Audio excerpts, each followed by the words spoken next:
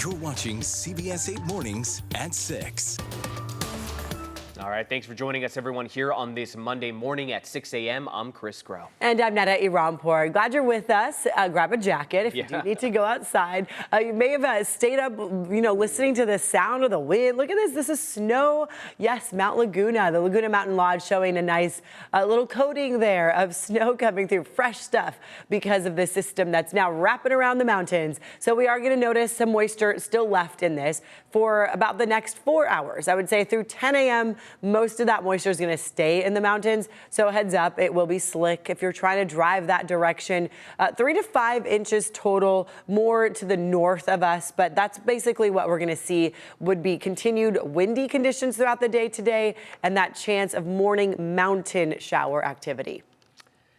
All right, in news headlines here, federal workers in the education department have until midnight to decide whether or not to take a buyout. The department is offering buyouts of up to $25,000 to employees who have worked at least 3 years. They cannot have received a student loan repayment benefit in the last 3 years. The offer is in advance of a, quote, very significant reduction in force. The resignations would take effect at the end of the month. And federal employees at several agencies must reply by today to now a second email from the Office of Personnel Management asking what they did in the last week. According to a union source, workers are directed to reply with 5 bullet points of their accomplishments. They are expected to reply weekly by every Monday night. After the first email, Elon Musk said if workers didn't respond, it was to be considered a resignation. Right now, tens of thousands of federal employees across San Diego are bracing for possible job cuts and buyouts. Yeah, this would impact our local economy and even our public services. CBS 8's Regina Irita live downtown with what one local economist is saying. Regina? Yeah. Hey, guys. Good morning. That's right. And in the region, we have nearly 47,000 federal workers, making it the 5th largest concentration of federal employees in the nation. So there's no surprise that federal workers here in San Diego are concerned about job cuts and buyouts since the Trump administration took office. Here's what local economists are saying about this.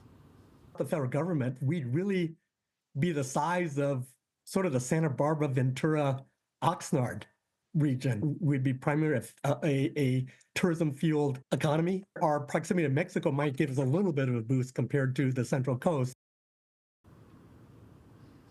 So federal workers deliver mail, maintain national parks, secure federal prisons, and prosecute federal crimes.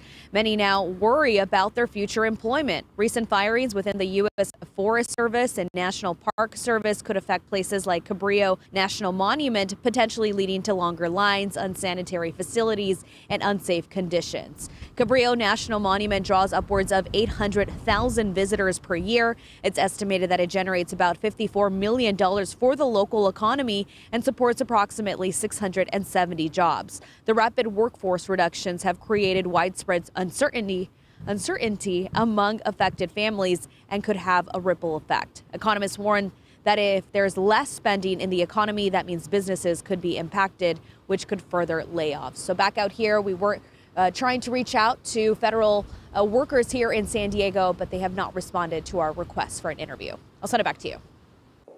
All right. Thank you, Regina. And this morning, a man is in jail accused of strangling and beating a 61-year-old man to death. It happened Saturday afternoon outside a Shell gas station on Washington Street in Hillcrest. Police say they found the victim unconscious in front of the business. He later died in the hospital. 55-year-old Solomon Guerrero was arrested a few blocks away on suspicion of murder. And right now, a man is facing felony arson charges in connection to 2 wildfires in North County. CAL FIRE says police arrested 48-year-old Ruben Vasquez Friday for starting the Paula and Lilac fires that broke out on January 21st. Those fires started about 25 minutes apart near the 15 and Highway 76 in the area of Bonsall and Paula Mesa. The fires burned nearly 100 acres and forced hundreds to evacuate.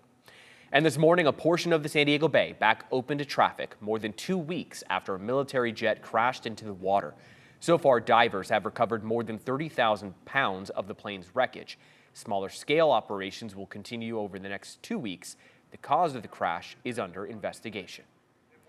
Nora was the big winner at the 97th Academy Awards. It was a huge night for this independent film. David Daniel looks at the biggest moments from the Oscars.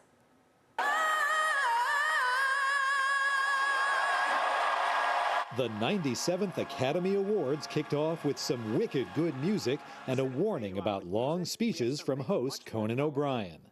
We'll cut to John Lithgow in the audience looking not angry, but slightly disappointed. That did not deter Adrian Brody, who spoke at length after winning his second Best Actor Oscar for The Brutalist, one of 3 awards for that film. Let's fight for what's right. Keep smiling, keep loving one another. Let's rebuild together. Slava Ukraine. The night's political notes ranged from presenter Daryl Hannah to the Israeli and Palestinian winners for documentary feature film No Other Land. The atrocious destruction of Gaza and its people, which must end. The Israeli hostages brutally taken in the crime of October 7th, which must be freed. The ceremony featured tributes to Los Angeles firefighters and the legendary Quincy Jones. Quincy was love, lived out loud. And it was an evening of firsts from Wicked costume designer Paul Tazwell. I'm the first black man to receive the Costume Design Award. To Emilia Perez Best Supporting Actress winner Zoe Saldana. And I am the first American of Dominican origin to accept an Academy Award, and I know I will not be the last. And the Oscar goes to Kieran Culkin. As expected, Best Supporting Actor went to Kieran Culkin for A Real Pain. I have no idea how I got here. I've just been acting my whole life. Mikey Madison. Above all, it was a fairy tale evening for Anora. The independent film won 5 Oscars, including Best Actress for Mikey Madison. I grew up in Los Angeles, but Hollywood always felt so far away from me. Anora's other 4 trophies all went to Sean Baker for original screenplay, film editing. I saved this film in the edit, trust me. That director should never work again. That director, of course, was Baker himself, who returned to the stage to accept Best Director and yet again for the biggest award of the night, Best Picture. To all of the dreamers and the young filmmakers out there, tell the stories you want to tell. Tell the stories that move you. I promise you, you will never regret it. And one last thing, I want to thank the Academy for recognizing a truly independent film. This film was made on the blood, sweat, and tears of incredible indie artists, and long live independent film. Yeah. In Hollywood, I'm David Daniel. Okay, gotta watch Anora. Yeah, gotta watch Anora. Apparently it's really good. Yes, Still gotta have get Wicked on on the list too, which I am yeah. ashamed to say. There's a lot on this list, and there's like so many different places and ways to watch. So that's my challenge. I'm like, do I want to spend more money on watching different things? But here you go. Let's talk about your forecast this morning as you're getting ready to start off a new week. I will warn you that it's windy out there. You probably heard a lot of that overnight with the wind howling, the trees going all over the place. We have branches flying and debris and things. So just be careful when you're driving because, a lot happened overnight as far as wind is concerned. As far as moisture goes, as you'll notice, all of this considered wraparound moisture. It's basically staying on the high elevations and just staying put there. By about 10 o'clock, a lot of that will move along. Winter weather advisory does expire at 10 this morning. So that's the area in this purplish color you see over our mountains. And that's because of the potential for 3 to 5 inches of snow total above 5,000 feet, gusts 55 miles an hour. We'll talk about the wind in the moment, but let's talk about how cool it is going to be out there, what you're feeling right now. Temperatures are not going to warm up much by this afternoon. So just, have the layers on, sweaters and jackets, probably a good idea for all the kids too. A wind advisory through 10 o'clock tonight. So that's mainly in the mountains as you see that area shaded in brown, but you'll notice the wind throughout San Diego. So even along our coast, Coast downtown, 35-mile-per-hour gusts right now, 21 Carlsbad, 22 Oceanside. These are the current wind gusts. We're looking at a lot of purple in the mountains. That's 40 to 50-mile-per-hour winds. Through the next few hours, it will stay strong, and then by afternoon, a lot of this will subside, 15 to 25-mile-per-hour winds, but still pretty gusty. By tonight and tomorrow, we'll have a nice break in between areas of low pressure. So looking at the bigger picture, that low is going to move,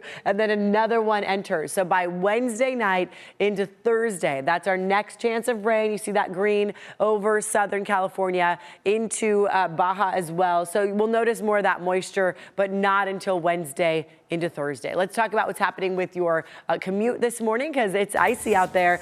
You'll notice all the areas shaded in the pink, the white, the gray. That would be indicating sleet and snow. So, of course, higher elevations you go, the more dangerous it'll be. At the 79 at Apple Hill Road, there looks to be a crash right there where the conditions are pretty slushy. So Julian, Pine Valley, that's where it's not going to be an easy commute. The 8, if you're headed that way up into Pine Valley, just know that things will be slick. The middle lane is blocked on the 8 eastbound just after the 79 because there was a crash. It looks like they are working to clear that. Also, the road blocked on Sunrise Highway, so a heads up to you there at Old Highway 80.